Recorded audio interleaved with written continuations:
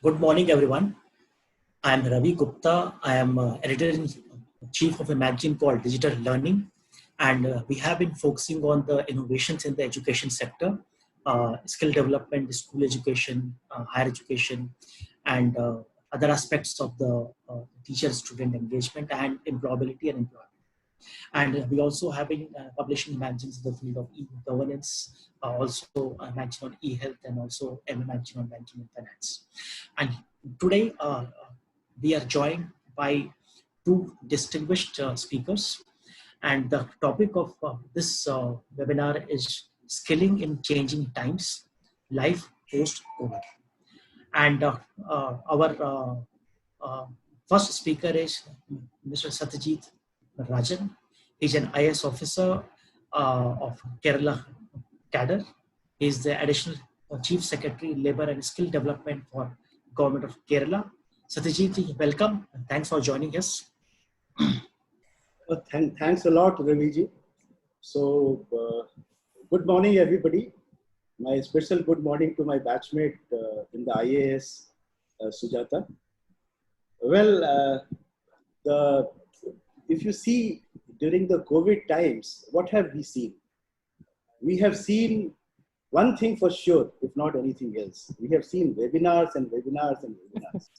This must be the umpteenth webinar that I am attending. Now let's see how these webinars, they are differentiated from the regular seminars which we conduct. So I will talk about the benefits first. So first, there is no travel cost for anybody. Virtually, you do it at little cost, no travel cost. You don't have to hire a hall. You don't have to serve tea and food. On the serving of tea and food, I have got one suggestion. These serving of tea and food, when you have physical interactions, they serve as a meeting point. We miss it out when we have webinars. But in none of the webinars, I have found this out, so I would give it as a suggestion to you that at the end of the webinar, you give the details, the contact details, and a brief write-up of each attendee to all others. So you make complete list and share and allow them to have virtual tea and coffee and lunches and dinners between themselves. Excellent. Excellent. Now, what is it that differentiates? Yeah, please. If I you may allow, let me introduce our other speaker also, so that we are on the same page. Our second speaker is Sujata Sonik ji. She's an IAS officer of Maharashtra cadre, and she's the additional Chief Secretary, Skill Development and Entrepreneurship Department, Government of Maharashtra. So welcome, Sujata ji. Thanks for joining us, and requesting you to briefly give an idea about your career in the IAS, so that our audience, which is very varied, there are students, there are entrepreneurs, there are educationists, so they have an idea about the background of each of the speakers. So requesting both the speakers to briefly introduce about themselves. So I request Sujata ji, you may start with that introduction. Thank you so much, Ravi and team Elets. Very good morning to all participants as well as my colleague and batchmate, dear friend Satyajeet Rajan from Kerala. As mentioned by Raviji, I am currently serving in Maharashtra, in Mumbai. I belong to Chandigarh, and I'm alumni of Punjab University and Harvard University. And in my last decade or so, I have worked in primarily disaster management in the National Disaster Management Authority in Delhi, where Satyajeet also worked together with the team. And I also worked in Women and Child Ministry, and subsequently, when I returned back to Mumbai, I worked in public health and in finance departments. So my passion for public health led me to do a fellowship in Harvard University, which I finished in July last year. And I joined back in the cadre in the skill development and entrepreneurship department. So unlike Kerala, labor is not part of our ministry here. It's a separate department. And also we have a state innovation society, which I think is quite unique in the country, where we support startups. Excellent. Excellent. Thank you, Sujata ji, for giving a brief about your background. And I request Satyajeet Rajan ji to also briefly talk about your career. Well, Ravi ji, sorry, I forgot to tell about myself. So I graduated from IIT Kharagpur and post-graduated from IIM Kolkata. And after that, I worked for Indian Petrochemicals Corporation Limited for a couple of years before I joined the IAS in 1987. And like all other IAS officers, I also worked in various sectors. And in the last couple of years, as Sujata ji said, I worked in DMA, and I worked for 2 years as Director General Tourism in Government of India. And after that, I worked as Additional Chief Secretary Forest, and then right now I am Additional Chief Secretary Labor, Skills and Excise. I look after 3 different departments. I mean, labor and skills, as Sujata ji said, is one department, largely because we have not differentiated so far. But we are on it. We would like this to be 2 separate departments. That's Excellent. So we are going to start our discussion, and may I request in the beginning each of the speakers to give you a brief talk about the state of the skill initiatives in their respective states. And we have a very interesting panel today where we are having 2 states ACS here, and their skill departments initiatives, how are they similar, how are they different. It's a good idea to listen. So let me request to start with Satyajeet Rajan ji to talk about the Kerala skill departments initiatives. Yeah, so continuing from what I was speaking, so I was telling you that what we have seen in the last 3 months is all webinars. I also told you about the advantages. One thing which I didn't tell you, which is a great plus of webinars, that is the attendees have the freedom to choose their speaker, and they want to cut off. They don't have to waste time as they do when they come physically. They can do whatever work they want. They just don't want to listen to the speaker. So fine, I mean, it's a freedom to choose them. So with all of this, I have a feeling that webinars are definitely better than the physical seminars which are taking place. And another thing, for each attendee, I look the same. Whereas in an actual physical situation, I would look different for different attendees. The disadvantage which the speakers have, we don't see the audience. Seeing the audience and speaking gives you a lot of energy and enthusiasm. So that misses out in this particular thing. Now coming to what Kerala has done. Now, first of all, let me tell you, in Kerala, somehow Kerala has taken lead for the last 30 years, whether it's literacy movement, whether it is decentralization program, and now this time also in COVID, we found that Kerala has taken lead.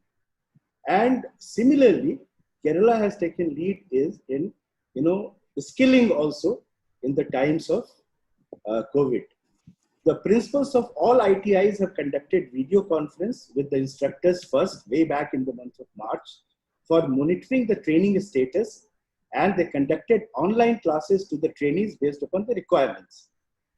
Presently, online classes are being carried out on theory, workshop, calculation and science as well, employability skills very much so, practical demonstration classes are also going on for some specific skills. Now, what are the platforms we are using? Although, we started right in the month of March for a platform of our own, which is known as a Smile, which is 90% complete. So we will be, anytime we will be putting it on. But what is to be noted is that this particular app has been developed wholly and solely by the instructors and the students of our ITIs. So that is a remarkable thing.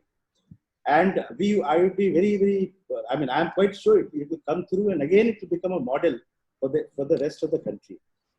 Now, what are the platforms we are using? We are using WhatsApp, Google Drive, group messaging, Moodle, Zoom app, voice messages, and YouTube. They are some of the platforms that we are using. Some of the ITIs have also started YouTube channels for themselves and are uploading videos of 30 minutes virtually every day. And trainees of all ITIs who are following these channels are also getting advantage out of this. Online coaching is also being conducted using question banks on the National Council of Vocational Training's Bharat Skills portal. And all the attendees, I will request all of you to have a look at the Bharat Skills portal. It's absolutely fabulous. And the kind of material it is and detailed material is available, it's really, really very good. And we are using it in ample. Then IT Cell has also developed an application, Smile, which I have talked to you about. Besides these online training classes, training is also being conducted using social media platforms that assure more attendance and participation. During these lockdown days, model exams and assessment sessions are also being carried out online. There is a heavy turnout of trainees and their active interactions to this novel practice of online teaching and learning. Now, these are the things which we have done. But what are the problems in this? So I would request all the attendees to look up the Aziz Premji Foundation material, where I will read out where he specifically says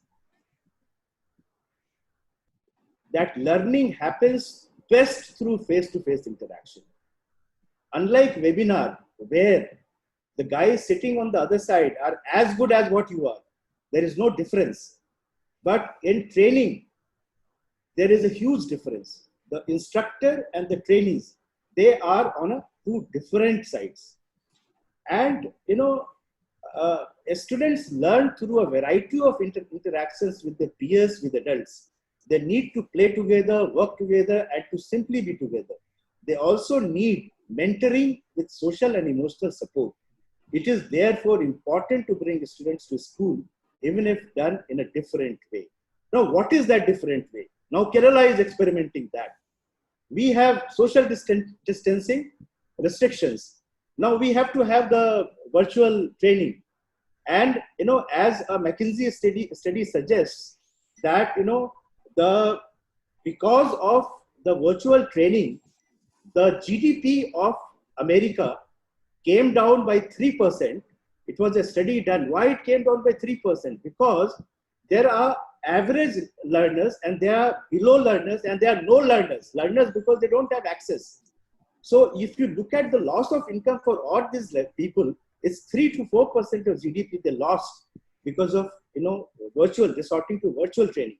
That we must remember.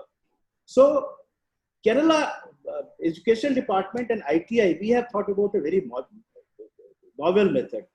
We say, okay, we will combine online training, but those who do not have access, we will pool them together, bring it to a place where they will have access, and we will have social distancing norms there. This could be one way of reducing the gap which Kerala is thinking about. Now, after saying this, I will tell that, there are organizations which are doing extremely, extremely well in Kerala. There is one organization called India Institute of Infrastructure and Construction at Chawara in Kerala. They are run by the largest cooperative of workers in Asia.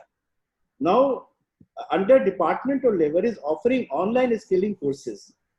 And they offer technician, supervisory and managerial all programs. During lockdown, the institute started offering more online courses. retail management, construction management, urban planning, hospitality management, then facility management. All these things they are doing, and those who want to participate, they can participate. They just have to go to the website and they will know about it.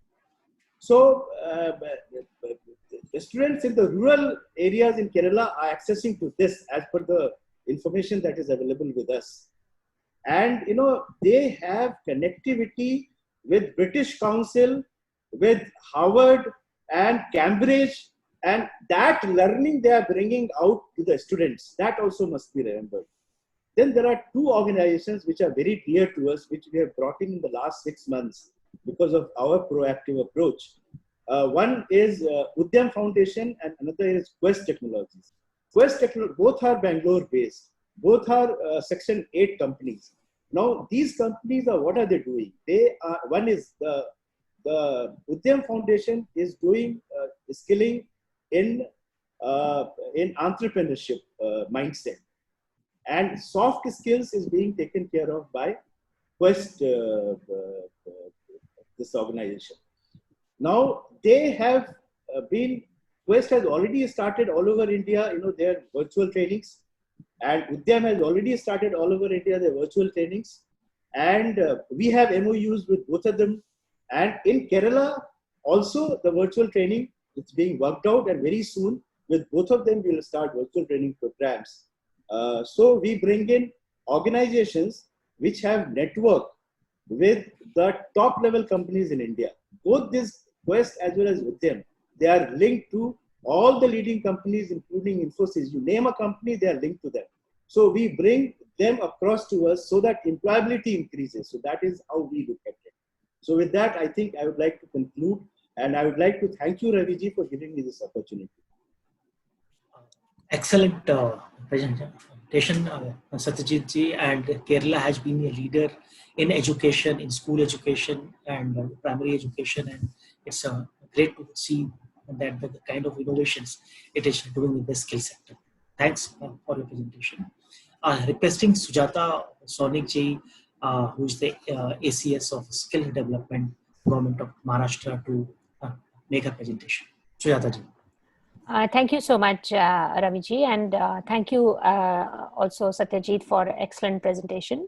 Let me begin by first saying that, it's really a privilege to be talking on this platform with another state like Kerala, which we hold in high esteem because of their systems and processes and the way the government there is currently responding to the COVID-19 situation. Although COVID has posed so many challenges, I would still say that this is also perhaps the most challenging time that I have seen in my own career, something that is unprecedented and gives us an opportunity to explore new avenues and new ways of working. The premise on which I would like to pitch my talk today is that in our country, we tend to give more importance to traditional, regular education, and we don't necessarily feel, even on an individual level within our families, we don't treat vocational education as something that is equally important as some of the other developed countries do. Especially, I would give example of Germany, where they give equal importance to vocational education, and children have the option to choose from both. It's a very natural kind of a progression into vocational education and training, and it's dual system of training that you can learn as well as earn. I think India, because of the youth dividend that we are likely to see in this decade, it is very, very important that we treat vocational education at par with the regular and traditional education, because it has definitely higher employability factor. I have a few slides to show. I'm going to share my screen at this point, and just give me an indication when you think that it is visible. Sure. Just give me a minute.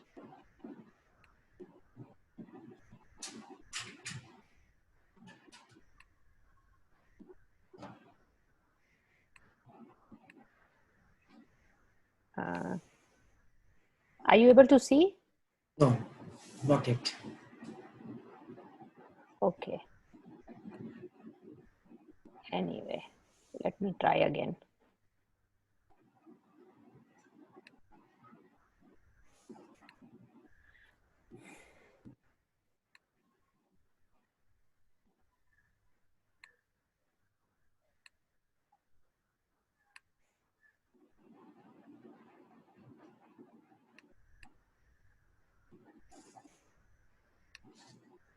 Yes.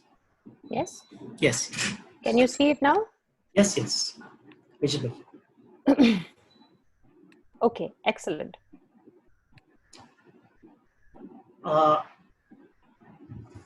Just open the PPT. The PPT has not started. 1 second, please. Sure.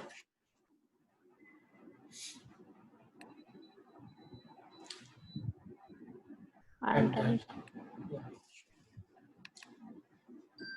Requesting our audience to please write your feedback and questions on the chat and the Q&A box. In the Q&A, ask questions, and on the chat you can give feedback and suggestions if any. And those who are requesting for a certificate, we will put up an email address and you can make a request there.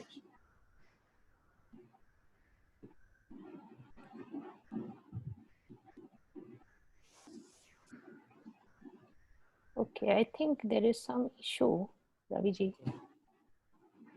But your screen is showing here. So if you are able to start your PPT, you will be. Is the PowerPoint not open?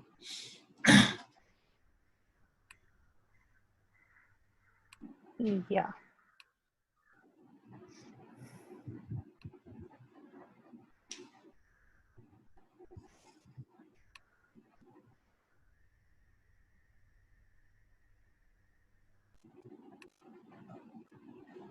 Okay.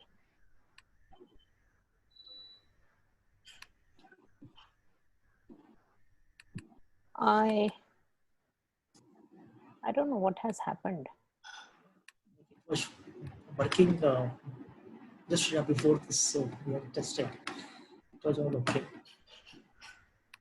May I suggest, like, if it's not, you may speak extra code.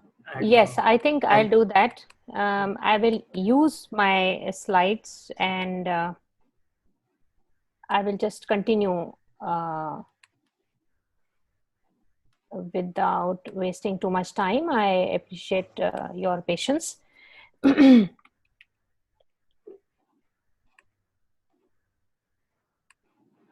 And what I will do is, you can, I don't know what happened really. I will share my slides, which you can post later if It's at all here. that. It's here. Okay? It's here. Yeah, it's on. It's on? Okay. Yes, yes, it's on. Great, great. Thank you for being so patient. So anyway, without wasting much time, let me start with, as opposed to Kerala, we are a very big state. It's the second largest population, most urbanized state. The school dropout rate, unfortunately, is in the range of about 10%. And so is the unemployment rate. It's quite high at about 5.6%. That is about 7 million people. And 30% of our youth population is in the 10 to 24 years, of which 3.4 million unemployed youth are in the age group of 10 to 24. So we have seen school dropout even from class 7 onwards, which is very, very unfortunate, despite all the efforts that are made. The other important thing is, when we look at the skilling sector in Maharashtra, we find that almost 56% prefer self-employment. And their preferred areas are retail, agriculture and allied services, skill-based business, plumbing, electrician, etc., food products and handicrafts, beauty and wellness. And 44% prefer wage employment, and their not very surprisingly, preferred areas are governance and administration. Most people prefer a government job, agriculture and allied, finance, banking and insurance, manufacturing, healthcare, and also railways, because we have two very major railway lines passing through the state. And you can see on the right side what I've tried to show here, the aspirations of youth for sector-wise employment as incremental manpower requirement. So you find that there is unorganized construction, media, entertainment, IT and other organized retail sectors, but then you have also manufacturing, agriculture, transportation, healthcare, tourism, chemical and pharmaceutical, gems and jewelry, textiles, clothing, food processing, auto and auto components. So from low to high, you can see how these aspirations are mapped, and you can also see the sources from which we have got this information. Moving on, how is this particular sector poised today? So although our mission is to generate more and more employment by supporting youth for skilling and entrepreneurship, we have also the infrastructure set up to do that. We have the employment generation wing, which basically works through the Skill Development Society, which runs short-term courses, and the Directorate of Vocational Education, which runs the long-term courses in the ITIs. And on the other side, we have self-employment and entrepreneurship wing. As I had mentioned in the beginning, we have a Maharashtra State Innovation Society, and we also have a corporation called Annasai Patil Arthik Vikas Mahamandal, which gives micro-level financial assistance to people who want to pursue self-employment or they want to take loans for running small businesses. We also give a lot of support to both men and women. And the society supports innovation through IP-driven startups, and you can see some statistics over there. And the employment wing, we have actually the entire employment workforce with us statewide in this department. So we run both short-term and long-term skilling. Here, the important point I want to mention is that our capacity is much less than the demand, and there is a need to augment it. And short-term skilling courses do not necessarily fill that gap, because people want to go in for long-term, skilling, which also gives them some opportunity to do apprenticeship with the industry, and therefore it's more in demand. Short-term skilling really, it does not give you long results. What has been the impact of COVID-19 on vocational training? Well, as we have all seen, reverse migration from migrant labor dependent states like Maharashtra, Karnataka, Gujarat, dare I say Kerala also, leading to labor shortage in important sectors like manufacturing, logistics and infrastructure. There is a need to ramp up training capacity to supply local skill force to industry, and also promote micro-level self-enterprise in tier 3 and 4 towns to provide people with the means to livelihood. There's been a huge exodus from Maharashtra also. Responding to the shift in manpower requirement, healthcare sector has come up as one of the main sectors where there is a shortage of skilled manpower. Today, we are getting a lot of machines from donors, and also government is purchasing, but we are not able to onboard technicians immediately. And the range is huge, from nurses to dental assistants to kidney dialysis assistants to ward boys to bedside assistants. Every particular job role is currently up for filling up quickly. And so the Directorate of Vocational Education and Training has partnered with leading public hospitals of Mumbai and the state to immediately provide technicians to ramp up their healthcare facilities under the Apprenticeship Act, the old 1961 Apprenticeship Act. And organizations which are facing shortage of skilled manpower can connect with us. We are running an open online platform where they can post their requirement and we respond immediately. And we also invite organizations to collaborate with us to understand better what are the problems that they are facing. So companies need to shift increasingly to outsourcing and increasing contractual hiring for non-code jobs. I have this sense that the people who had regular contracts are not the people who moved out. It's people who were on short-term contracts, or they were having contractual jobs of a nature that it didn't matter if they stayed or they went. That is the category which has suddenly left for their hometowns. And so professionals such as designers and accountants, etc., need to continuously skill themselves and develop a portfolio of skills to remain relevant. And professionals would need to develop a wide network to access jobs, which means also the government needs to provide more avenues where people can learn about, where the openings are. Companies, on the other hand, also need to adopt technology to increase resilience and reduce operational expenses.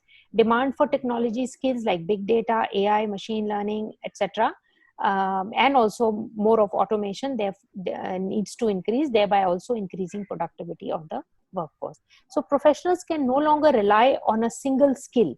They need to develop a bouquet of skills to remain relevant, and policymakers also need to identify measures through which gig workers or temporary workers model can be standardized under labor laws. Shift mix to training towards technology skills. So I feel technology has a big role to play, both with industry and with the policies that government makes. The key opportunities that have come up now is, as also my colleague mentioned, shift training to online and both online offline blended model, which is, I think, inevitable as it builds more resilience in the model, providing efficiency, improves quality of training, and also help people bring down the cost of training. I cannot emphasize this enough. Policymakers and training organizations also need to focus on reliable and scalable platform, developing platforms which are reliable and can handle students at scale seamlessly. Ease of use, the platform should be easy to use. For example, the Manrega type of digital online platform can be sort of upgraded to list out more options available locally. So it has to have the rural urban mix. Low latency and low bandwidth platform should be able to adapt to low internet bandwidth, which is quite the scene in many parts of the state, especially the remote and tribal areas. We need to have a multi-platform approach. We need to develop a solution which can work across mobile and web, etc. And it should be able to conduct tests, attendance, two-way interaction, just like what we are doing right now. We need to sort of increase the capacity of the state to be able to do this on a larger scale. Have online laboratories wherever possible to access online, and a lot of courses are available today. So it's a good idea to build your e-library and have that accessible to people across the state. And also training our teachers on online pedagogy. I think it's not just enough to have online course content, but you should also be able to train your faculty to be able to make online learning very effective and also interesting. And then involve the parents in the process of change to help develop a schedule for students and conduct conducive study at home environment. So prioritizing access of physical facilities to students who need it most, like physical labs, and those who don't have access to smartphone, internet, and laptop. These are some of the challenges, and therefore we are working with a lot of partners from the industry to be able to move towards this sort of a training model. Our ITI is open on 8th of June, and we are getting ready for that now. And so the dichotomy in the skills being demanded by industry and the skills being offered by people getting skilled under various government programs is likely to increase. And this is not going to be something that you will wish away easily. It has to be worked upon by both sides together. Post effective demand mapping, governments will need to focus on updating the curricula and implementation of the training programs. Given that a lot of our material comes approved from the NSDC as well as from the Director General of Training at the central level, this can take some time, and states which will be successful in doing so will be able to show progress. Increased collaboration with higher education. Due to the drastic impact of corona on the economy, the pressure will be on government to ensure greater synergy in higher education and skill development, which will help youth become employable sooner. So when we started trying to onboard students for the health jobs, we found that there were some issues in ensuring that they get a sort of a proper briefing when they join a host institution, that they are also given instructions on their own safety, that they are given a clear idea of their role. So we are learning new dimensions coming out of the current scenario and trying to cope with it. So it's work in progress, I would say. So in the case of professions like drivers, cooks, liftmen, people who were working in tea stalls, cafes, etc., where most of the training is informally done on the job and barely any certifications exist, the shortage of labor will be felt even more strongly in the next few months. So government skill development programs typically do not cover such kind of professions. We are still in the range of, electrician, mechanical, civil, plumbing kind of, bouquet of training. And perhaps there is need now to focus more on such sectors which currently we are not dealing with. And so the solution is that there has to be more collaboration between the government, the industry, the private sector, training partners, and at the end of it, it is also our youth and the end beneficiaries of all programs. We all need to come together, exchange information, and work on solutions which are easily doable. And internally, governments also need to appreciate that the objectives of skill development cannot be achieved by working in silos. This calls for more collaborative effort between skill development department and other allied departments like higher and technical education, industries, industry department, and also labor department. So these were some of my thoughts, and I'll be happy to take any questions if there is something that needs more elaboration. Thank you so much. Thank you so much, Sujata ji.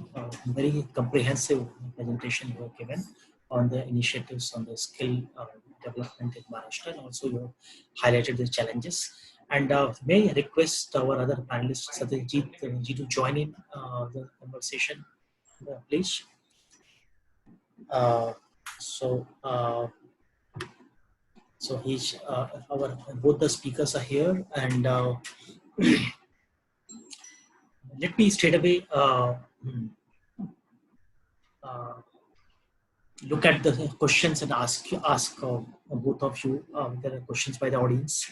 So there's a question that do you think we need more digital workforce, especially after this pandemic, to handle the new normal?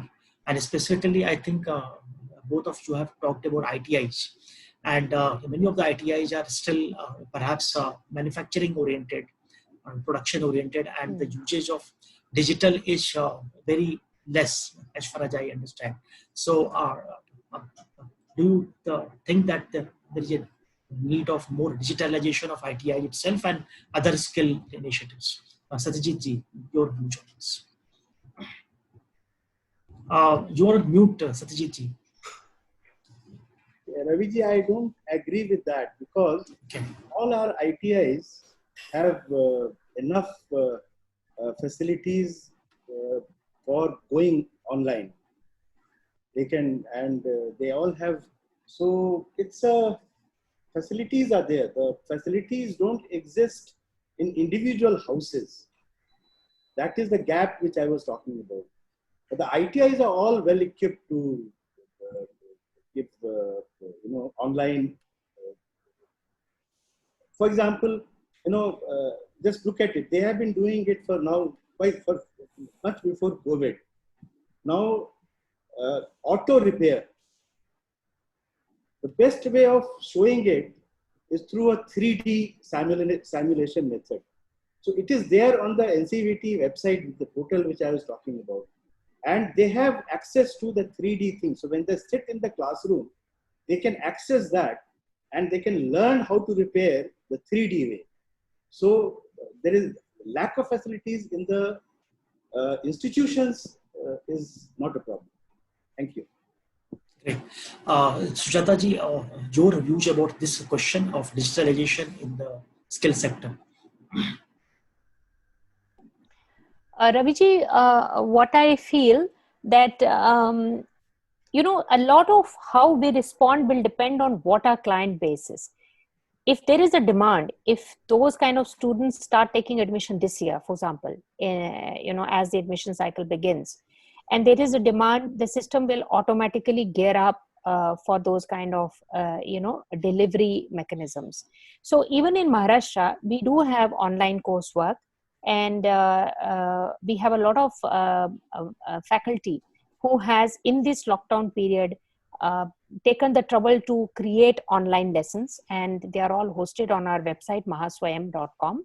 And that can be accessed by anyone, in fact, and that kind of material is made available. But the shift is not likely to happen overnight. It's going to take a little bit of time, because this was a very unprecedented situation, and it didn't come with any warning. There is a question on the Facebook.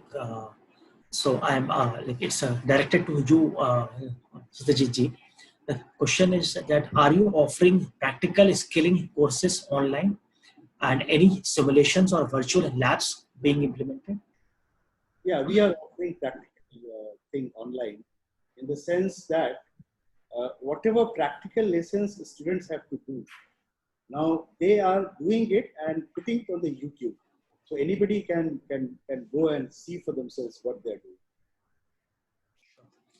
And there is a question directed to you, Sujata ji, that how are you raising the stature of vocational education in Maharashtra to bring it at par with conventional stream, and how is the earn while you learn gets credibility up? Like in outside India, people appreciate relevant skills, unlike India, where the skills are obsolete and not on emerging technologies. So this is the question which has been asked to you, Sujata. Okay, so on the first question, how are we increasing the value of vocational education? How are we sort of marketing this? So this year we have come out with something called the Skill Wallet. It's actually an app which you can download freely, and it gives you information on all the skilling courses and skilling institutions close to your residence, and you have a choice given. And basically, it's an affirmation by the government that you are free to get admission in any of these institutions. And it also gives you details of who the professors are who will be teaching you, what kind of course material you will be offered.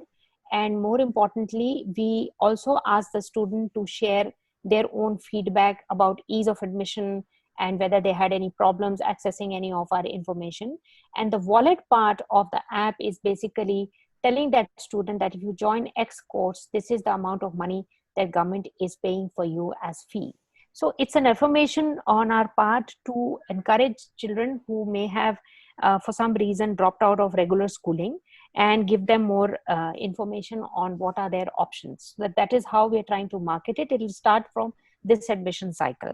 So that's one.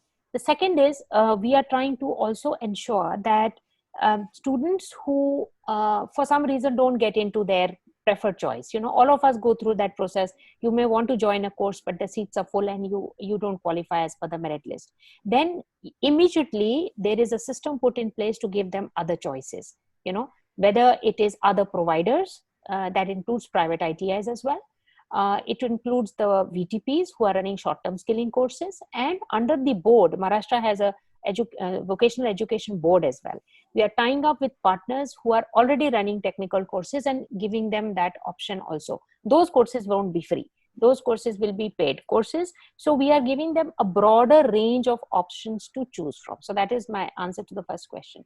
On the second question, that we are running obsolete courses, that's a little bit of unfair criticism, I feel, because ITIs, the core is, basically electrical, mechanical, civil work. And all the students who pass out from the ITIs get jobs. So that is basically our core function. Now, because of the changing scenarios, new courses have been added, and that is where the short-term training has come into force. On the issue of, whether we can do Internet of Things, AI, and machine learning, etc., it depends on industry demand. If there is a particular industry which wants such kind of skilled youth, then only the courses can be run. So a big role in India is played also by the industry in terms of what is the demand. When there is a demand, then it's easy to start preparing to meet that demand. Often what happens is big industries have their own training institutions from where they are doing the recruitment. They're not necessarily looking at your pool. But wherever we get those demands, we make an effort to provide our students to their training institutes where they can receive some additional skills to be able to fit into the job role of that industry. So I don't think it's fair to say that we are running obsolete courses. Whatever courses we are running, the students are also getting jobs for those courses. There is another question here. Is asked on the Q&A here in June, that how vocational training providers from other states can empanel with Department of Skill Development in Kerala and in Maharashtra. So, Satyajeet ji, you want to respond to this? You're on mute, Satyajeet ji. Just unmute yourself, please. Yeah. Yeah. Yes.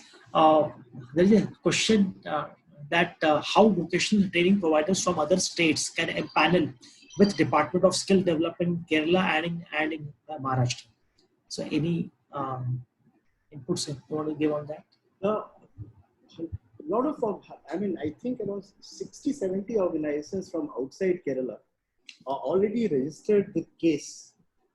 CASE is our, the training with Government of India's training, which is being provided in the state, is through this organization CASE, and this is basically all the skilling activities in Kerala of different departments are being coordinated by them, as it is being done everywhere there is a nodal agency. Our nodal agency is CASE. And for running the Government of India MSD program, MSED program, that is Ministry of Skills and Entrepreneurship Development, that ministry's programs, we have, they go through a system in which, anybody from anywhere in the country can apply and can enroll through a very, very outlined process. I think the process is very complicated. In the PMKVY, the present PMKVY 3.0, they are trying to sort of simplify that. But yes, there is a huge opportunity. And besides that, as I was telling you, for ITIs, we have entered into MOUs with Udyam and Quest Alliance, Udyam Learning Foundation and Quest Alliance, and they will be basically training the instructors.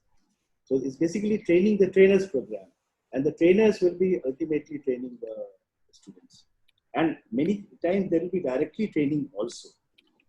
And if any organization wants to come forward and do this, it will be really good. We would appreciate that. Sujata ji, you want to respond on this, that how training providers from other states can work with the Maharashtra Skill Department? Actually, that's very easy to answer. So we welcome training partners as long as they have a tie-up with a particular industry job roles. So we, going forward, our emphasis is more and more on onboarding those training partners who are in some sort of coordination with the local industry where there is a gap of the workforce. And even today, if they come to us with a clear list of the job roles which are required, we have trained youth, database where we can immediately give them a list of people who have completed courses and can be onboarded. So it's not just about skilling per se, it is skilling leading to either apprenticeship or a proper job.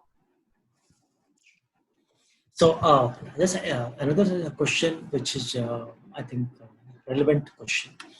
And the question is that the products that have high demand and to be migrated from China are heavy on electronics combined with product designers in CAD or prototyping and ability to get new MOLDs ready with quick turnaround time.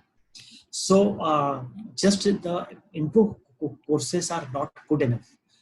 We need advanced hands-on opportunity to actually involve in product designs. Can the state STEs can do some serious initiatives on this regard of integrating electronics into the courses, existing courses. Satyajeet ji, you want to respond on this? I think Government of India started electronics-oriented, manufacturing-oriented policy sometime in 2012. And now from 20,000 crore out, sale volume in the year 2014, in last 5 years, it has increased to 90,000 crores. So electronics manufacturing is coming in a big way. And we have seen our courses getting aligned with this increase in production in this country. So, I don't have the exact number, but I have a feeling that our electronics-oriented courses have increased roughly 40% in the last 5 years. So aligning, as Sujata ji said, will happen. Demand is coming from the electronics industry, and we orient ourselves to that demand.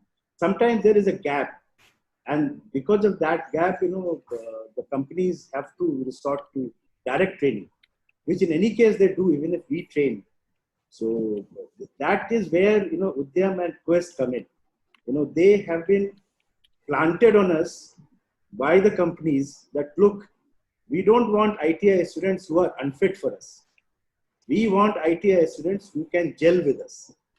So this is, this is another way, directly bringing, companies don't come directly, they are coming up through the intermediaries to us. You want to respond on this, Sujata ji? I fully agree with what my colleague is saying. Basically the important thing that we must bear in mind is that overnight you are not able to put in place systems, So currently what we are doing in Maharashtra, I'll tell you, along with the industries department, we are in talks with all the various, both domestic and international industries and their, chambers of commerce. And through them, we are telling them what job roles, workforce we have ready. We are asking them what is their requirement.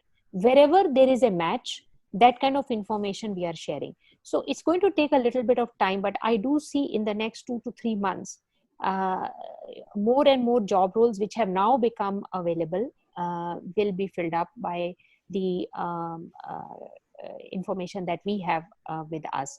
Having said that, I must also again emphasize that you do not see a gap in the workforce where there were regular contracts.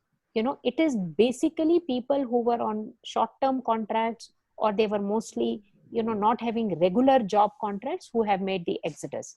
So, and there the shortfall will not be met by the skill department per se.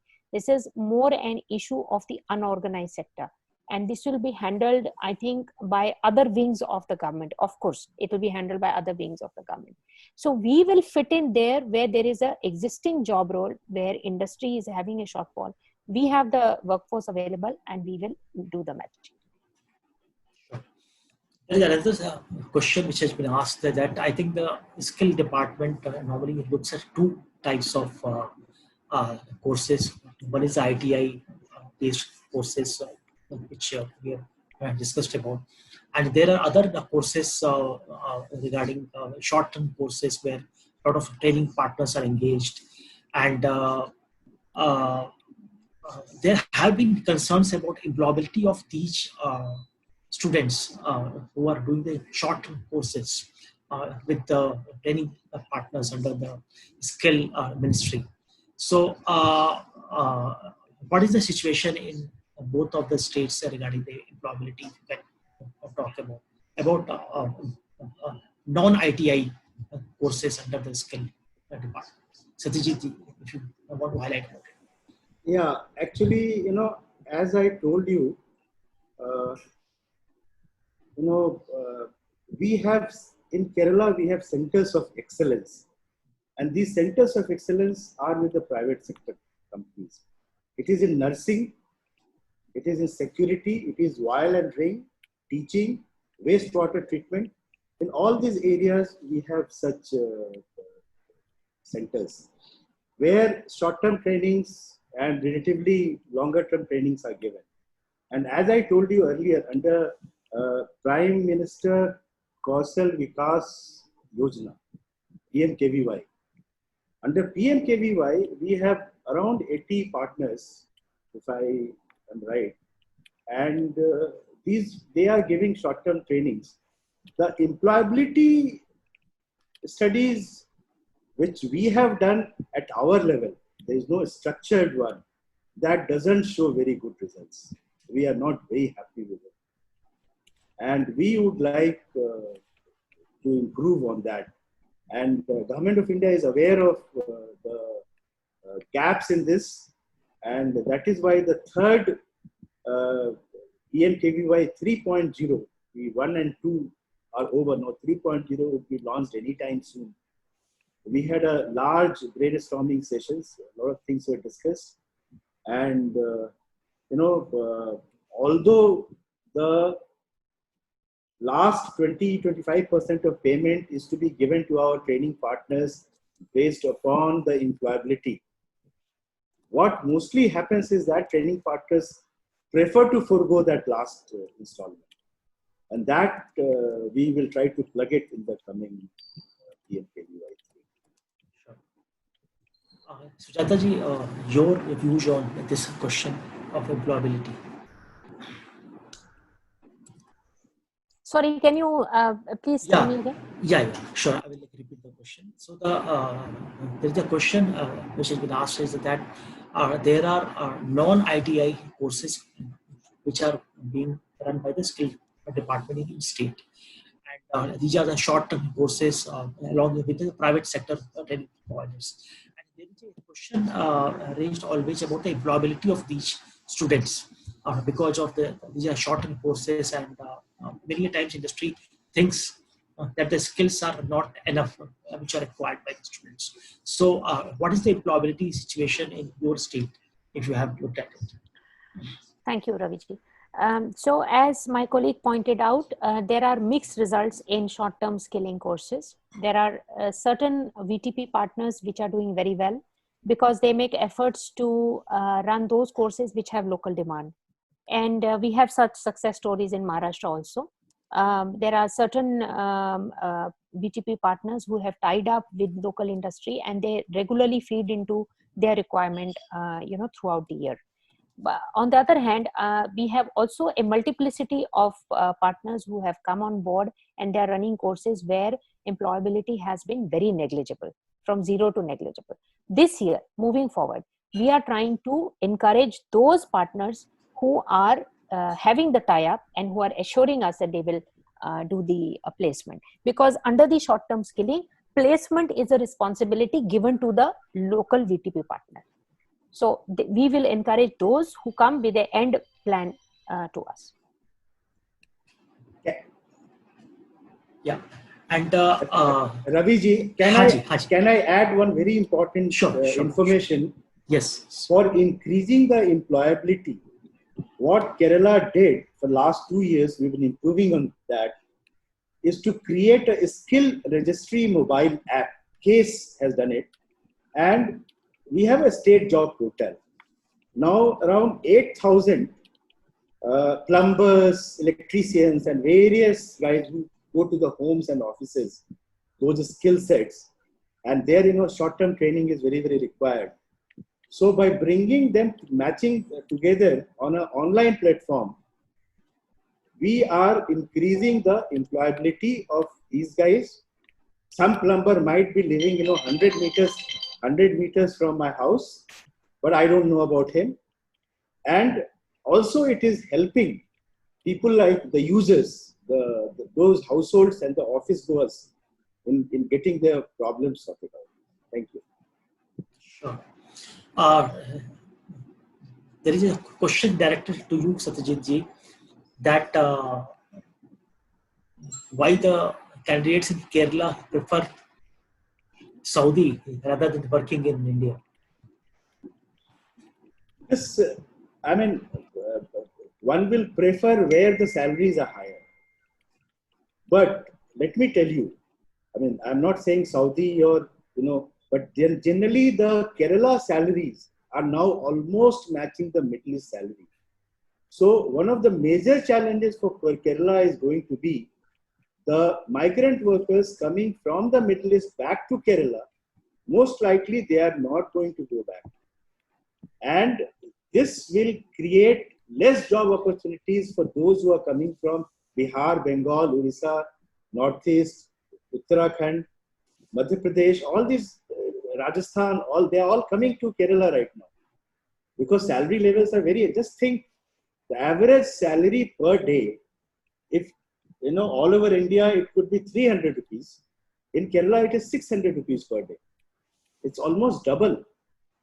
So this phenomenon of Malayalis leaving Kerala and going to Middle East is going to come down drastically. Sure. Sujata ji, there is a question which is asked is that how does the skill department now come in the picture in the new vision given by the Prime Minister on the Atmanirbhar mission? So how do you see the role of skill departments? So in Maharashtra, we are making all efforts to find out where the gaps are.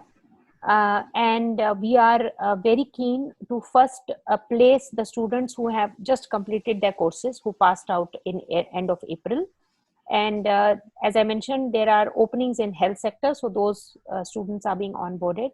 But there is also demand in both government, semi-government, local government, in the sense that they require, stenotypists, or they require some people to work as accountants or IT support. So we have circulated a list of all the students who have cleared their courses to them as well. So we are exploring options both within the government under the Apprenticeship Act, and we are also sharing this information with the industry wherever they have come forward to say that they require some workforce. So on both the levels we are working, both internally and externally. And another question going from Hyderabad is that did the corona crisis and challenges throw a demand for new skill requirements for employment? I think both of you have covered this earlier briefly, but you want to highlight about it, Satyajeet ji, that after this crisis, any new skills are going to be in demand? As you said that the online skills would become paramount, the most important, and skilling will change. Apart from that, any instructor who can use the videos, audios, social media, and the other online instruction materials better, he will be sought after. You need now multitasking. You need too many skills now to teach. Just going through the syllabus and coming to the class is not going to help you.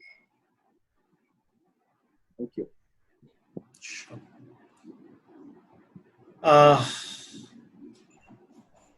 Sujata ji, you want to give your inputs on this, the new skills in the COVID era? So, the biggest challenge of COVID has been, how do you maintain the safety of everyone involved and you also deliver what you need to deliver, So going digital in a big way has been the challenge, which in Maharashtra is not such a big issue. We are trying to work with experts and some of our startups, for example, who have been connected with us through the Innovation Society.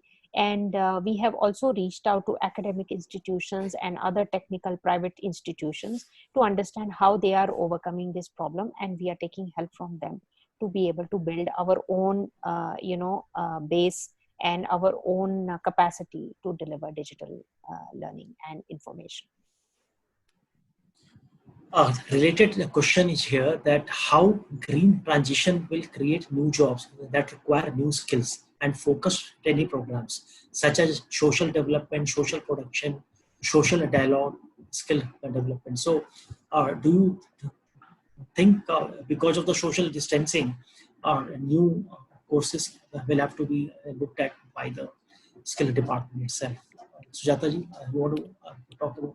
Yes, I was also just typing the answer. New protocols and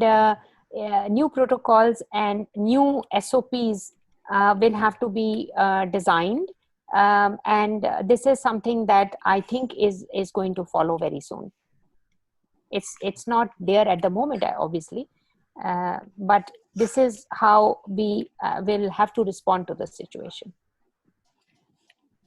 Let me inform all the people who have asked questions that Sujata ji has typed answers on the answer option in the Q&A button, so you can have a look at it. And really, I had not looked at it, Sujata ji, till now. So thanks for doing this.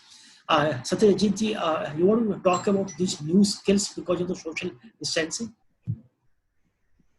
Social distancing, maintaining that, yes, it requires new skills because, I mean, every day I learn something new. So, and it will come to stay. We will be have to devise a course for social distancing. We'll do it. I think that's a very good suggestion. We'll do it pretty soon and we'll get back to you. Excellent. There is a question specifically, Satyajeet ji, which is, I think, towards Kerala, and it is talking about unemployment. That someone has said that I have been doing skill development in Kerala for last 4 years and trained more than 500 students, but sitting idle for last 6 months with our centers, and no reply from DDU GKY. We are incurring high cost for our centers. So, how do you see this situation, Satyajit?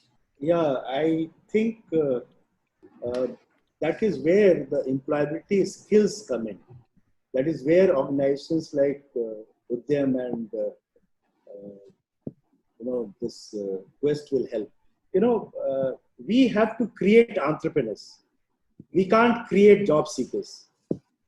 There has to be a major change. And if we can create entrepreneurs, job problem will be sorted out. So we have to create entrepreneurial mindset, not at higher levels, right from the school level. And Delhi has done an extremely good work in creating entrepreneurial mindset. The Udyam and the present government of Delhi together, they have created every day in the morning. They start with the entrepreneurial mindset skill. And Mrs. Sodia has done marvelous work, and you will see the results in the coming years. We have to change that. We can't have people, seeking government jobs all the time. In Kerala, if they don't get a government job, they don't want to go anywhere. We don't have people working in the field under the Narega because they don't want to do any hard work. I mean, look at America. All works are respected. The carpenter is respected. The mason is respected. Everybody is respected. Malayalis would not like to become masons. They would not like to become carpenters. They would like to sit like me in this office. If everybody sits in the office, who will do the rest of the job? So problem is more than mismatch in Kerala. The problem is that of wrong aspirations. Thank you. One question which is on the chat and sent to all panelists, that central ministry says that all central funded projects will be suspended till March 2021, all due to a global pandemic. However, there are a lot of training partners across the country who had invested a lot on the infrastructure. Any way to tackle this concern and to utilize the resources? Sujata ji, you want to address this question? See, as far as skill courses are concerned, there is no such central projects being suspended. There is no such instruction that has come from Government of India that we should stop skilling or training. In fact, we are opening our ITIs on June 8th, and we are getting ready now to be able to start the admission process. So that is one. At the state level, because of the lockdown and the economic repercussions that we have had, especially in a state like Maharashtra with a very high manufacturing and service industry presence, the state government has advised that we should only run those schemes where there is a clear output. Schemes where perhaps there were not so clear outcomes, we were not getting good sort of results, we may not run those schemes this year. We may also not run duplicate schemes, because for each state central level scheme there is also a parallel state scheme. So we are trying to do that consolidation. So I don't think that there is going to be any such impact in the skilling sort of infrastructure on programs that we are running. There will be no sort of cut back, so to speak. And rather, I feel that in this scenario currently, both the states, Kerala and Maharashtra, can play a very, very important role. And we are trying to do that by placing our trained youth wherever there are shortfalls. So this is our actually busy period. It's not like we are pulling back. Thanks for highlighting this aspect, because many people are confused because of the various reports in the media. Satyajit ji, I have a different take on this. Yeah, okay. That's the first time I'm going to disagree with. Sujata, such a wonderful presentation, such a detailed presentation, such a structured presentation she has given. But this point, Sujata, I disagree with you. I don't think the Government of India has the money to do it. And the best way Government of India will avoid by saying that PMKVY 3, we are not able to structure, this will continue till March. PMKVY 3 will not happen this year. There will be no training this year is what is my take on this. Government of India doesn't have money to do anything. Sure. So I think there is a difference of opinion here, and can I just make another point? Yeah. So sure. I think we haven't spoken about it, so I just want to mention it. There are a lot of these placement agencies now which are working in smaller cities as well as big cities. This is the time for these placement agencies to come forward and connect with us, because we are happy to share our data with them. In any case, in Maharashtra, we have digital information. So if they approach us and they ask for viewing rights for our data, we are happy to share it. And they can then start looking at the local demand and helping the youth to get into those jobs. So we haven't touched about, the role of placement agencies, I feel. So they actually play a very important role. It's not just about training, and it's not just about VTP partners, but it's also about placement agencies who have a big role to play in the current scenario. So I think this we have looked at almost all the questions. So I will request each of the speakers to give a concluding remarks, and also talk about that in these challenging situations, what are the opportunities? A lot of people are watching here, a lot of training partners are watching, a lot of people from the school and the higher education sector are watching this, and also policymakers are watching it. So if you can also talk about opportunity in this situation, and what is the ray of hope. So I will request Satyajeet Rajan ji, concluding remarks. Well, whenever we fall down, we get up. This downfall has been huge. It will take time to get up. We'll have to learn to live with it. I foresee that the COVID problem will continue at least till June next year. And 1/3 of the MSMEs have already closed down, is the study. And jobs will be lost. It's a very grim situation that we have. The opportunities are that in last 2 months, what this country has gained in the field of virtual, everything virtual, not only learning, anything virtual. People say that we would have taken 2 years to reach that level. So that has been the biggest, but then, I mean, virtual is fine. As Aziz Premji Foundational study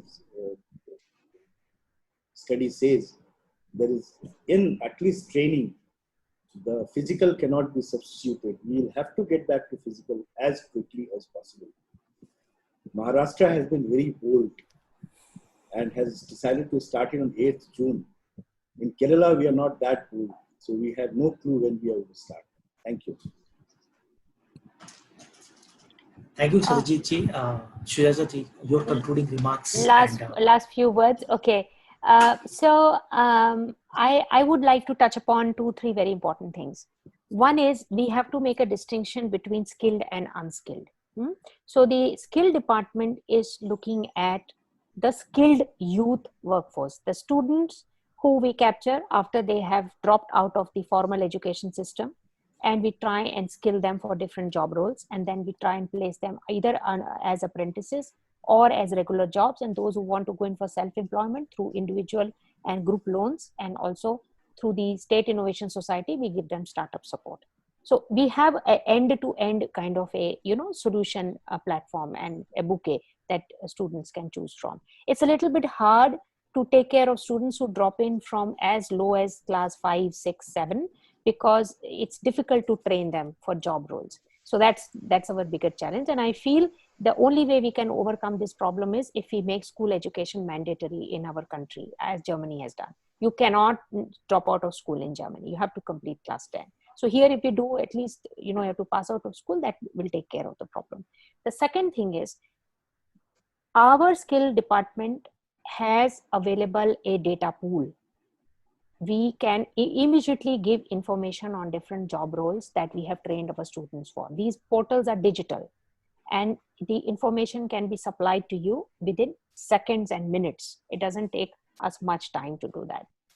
Third, there is a very important role that industry can play by coming forward to say, these are the shortfalls we are facing, what can you do for us? And we can immediately link up with them. Fourth, there is also a big role to be played by placement agencies, and we are currently in the process of signing MOUs with some of them who have approached us, and we are telling them, you can take viewing rights from us, and we will allow you to look at our data. And as you start placing, because we want to keep track, we don't want that there is some problem that these students face in the long term. That is our responsibility. So we are happy to share information with placement agencies who come forward to fill up different type of roles locally. Maharashtra is a huge state. There are opportunities available today. There are challenges, of course. COVID has been something that is unprecedented in the living memory. But we have, as my colleague said, we have no option but to pick ourselves up and try to do the best we can. And I'm confident that with support from industry and with support from our partners, we can definitely overcome this. And I am just wanting to ask you one more question, Sujata ji, which is relevant to your background in health sector. Sorry for Sure. this late question. Since you have worked in the health sector, and the rise of health sector right now is visible. We are all seeing health at the center of the policy agenda, and every day need of health resources is increasing. So your views on the healthcare skill, if you want to briefly talk about that, how it is going to evolve.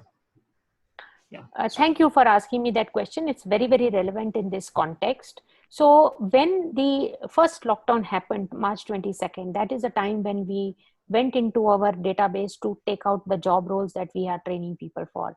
That time the courses were still on. They ended in end of April. But what we started doing is we approached government, we approached BMC, other municipal corporations in Maharashtra, and we also approached the private hospitals. And we said that we will have a pool of people ready in end of April. If you can, tell us your requirement, we will start onboarding them. And we encourage them to come on to the apprenticeship portal and register themselves. So we started in end of March itself, because that's a whole process. Once you register and you put your requirement on the apprenticeship portal, digitally the list goes to you. as to the people who match with your requirement.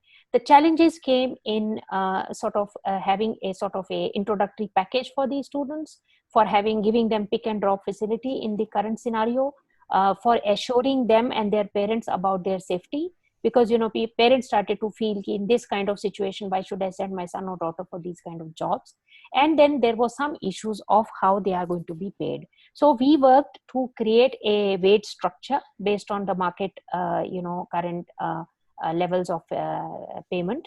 And because they are being taken as apprentices, we have shared that information with both the medical education department, public health department, BMC, other municipal corporations, as well as with private hospitals. And we have involved other partners. It's not just that we are doing it alone. We have brought in other partners and collaborators from the market who are supporting us. So for kidney dialysis particularly, and for ICU care and wards, we are trying to now onboard our staff. It's work in progress, as I mentioned. In addition, while this process was going on, we also thought that we should try and do it internally in the government to see what are the issues and learn from that process. So in my own ministry, I have onboarded apprentices who are now working with us. These are needy people who come every day from long distance by bus, and not a single day they have missed work. So it's very encouraging to see, very motivating to see that when you actually try to get them into apprentices and jobs, they also are cooperating. And so whatever I'm saying is based on these very recent experiences. Excellent input, Shweta ji. And may I request Satyajeet ji to come online, and if you can briefly talk about health skills in this regard. Or yeah, I think he's not here. Satyajeet, are you here? I can see him. We will end this discussion here. I think a very, very interesting. I think the strategies, the plans of the government in Kerala and also Maharashtra we have heard now. And I thank our both the speakers, Satyajeet Rajan ji and Suyata Sonik ji, for joining us here and enlightening about the skill initiatives and the future of skills in the COVID era. And thank you all the audience for joining us here. And Suyata ji, before we end, Satyajeet ji, thanks for joining again. Yeah. I will just introduce you to our Labour Commissioner. Sure. Come in the back. He's an officer from Assam, working in Kerala since 2006. 2005. See, he has run 2,200 shelters for 430,000 migrant workers. Wow. And provided them food, provided them entertainment, provided them sanitary, health. There were mobile vans going to them to take care of their health. And then the kind of train scheduling he has done. He has Ernakulam district, our migrant workers, all registered, database, all he prepared during these times. And whether they would like to travel or not, that also they have. And which district of India he would like to go. That kind of database he has prepared. And the most important is that 100% wanted to go home when he did his first survey sometime in April. But because of his great work, the workers realized that Kerala is safer. See, initially Kerala was the most unsafe. Kerala was showing the highest numbers. So they all wanted to go. But from there, he brought Kerala to where migrant workers said, no, we don't want to go. So 30% of the migrant workers today, they want to stay back in Kerala. They don't want to go. So this is the biggest, apart from the COVID, the health sector's performance, this has been the biggest performance, not only in Kerala, but the entire country. Hats off to you. I think we have heard very less troubles in the Kerala state regarding the migrant workers. So hats off to you for taking this initiative. And we don't Thank call you. them migrant workers. We call them guest workers. Our minister, Yeah. he is very passionate. He says, no, migrant meaning what? They are not migrant. They are our guests. They have brought about huge change in our economy. They are transforming our economy. So we will name them we treat them as if we treat our guests. Amazing. So when the migrant workers, when the guests were leaving from Kerala for their home, so Pranav has provided under CM's directions, big packet of food to them, so that they have no problems till they reach home. They will get their food, water, everything was there. Excellent. Excellent. Amazing. Like Kerala is a great state and a different type of state. And we will conclude this session here. I just want to thank both our speakers, and thanks for joining us. And you have been our speakers in our Elets physical events. So let's hope that one day we are again able to do a physical event where we actually meet you in person, not only on a virtual platform. So thanks, and let's conclude it here. And thank you both the speakers, Satyajeet Rajan ji. Thanks a lot, Ravi ji. Thank you so much. Yeah. Yes, thank you, Ravi ji, and thank you, team Elets. See how already we transitioned from face-to-face meetings to online digital meetings. Similarly, Skilled will also slowly move towards a more digital and online world. Don't worry, there is hope. So just requiring a minute from each of you for our team at Elets.